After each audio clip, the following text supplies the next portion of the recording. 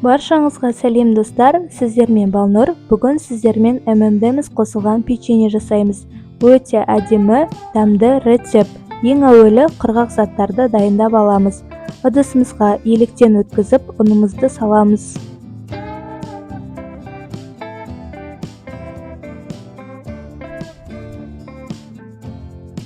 Үстіне ванильный сахар саламыз.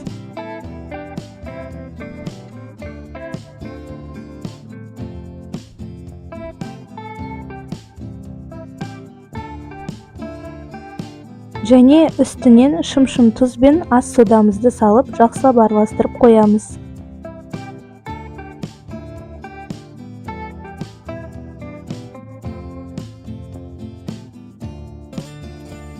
Ендігі кезек қамырын жасаймыз. Бөлме температурасындағы сары майды аламыз.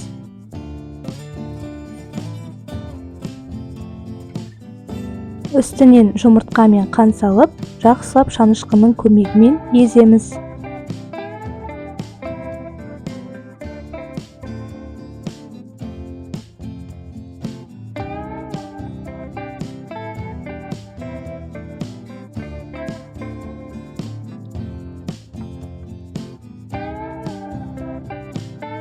Іртік болмайтындай езіп аламыз.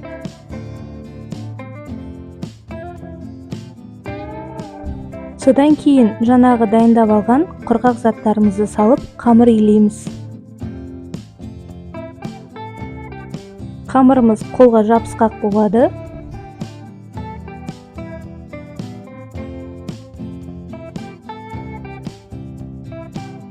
Қамырымызды жақсылап илеп алып, екі бөлікке бөлеміз.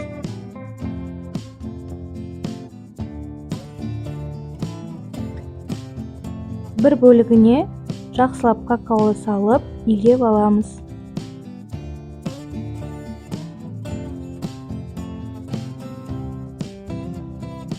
Міне, екі түсті қамыр илеп алдық. Енді 10 минутқа холодильникке қойып қоямыз. Себебі өзінің формасын ұстап тұруы үшін.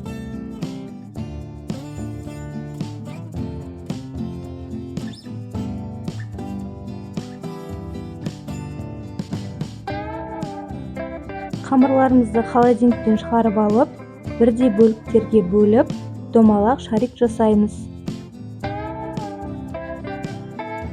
Міндетті түрде видеоны соңына дейін қарап, қолдап қойыңыздар. Егер де маған тіркелмеген болсаңыздар, тіркелуді ұмытпаңыздар. Балалардың нағыз сүйіп жейтін ММД'міз печеньесі.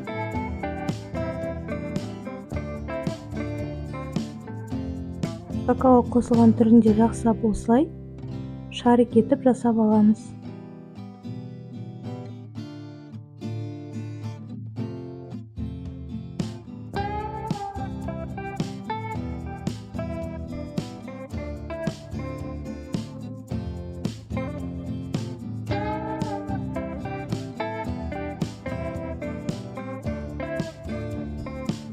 Бәрін жасап болған соң пергаментке орналастырамыз.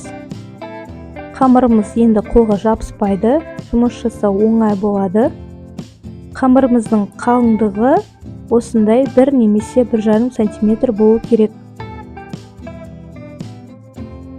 Келесі кезек үстіне ММД'міздерді әдемілеп қойып шығамыз. Мен байқамай ММД'міздің үлкен түрін алып қойыппын. Өте үлкен болғандықтан ортасынан бөліп шықтым. Кейіннен кішкентай түрін алып келдім. Сіздерге ұсынарым, ММД'міздің кішкентай түрінен алсаңыздар, өте әдемі көрінеді. Алдын ала пешті қыздырып қойыңыздар. 180 градуста 15-20 минут қызарғанша пісіріп аласыздар.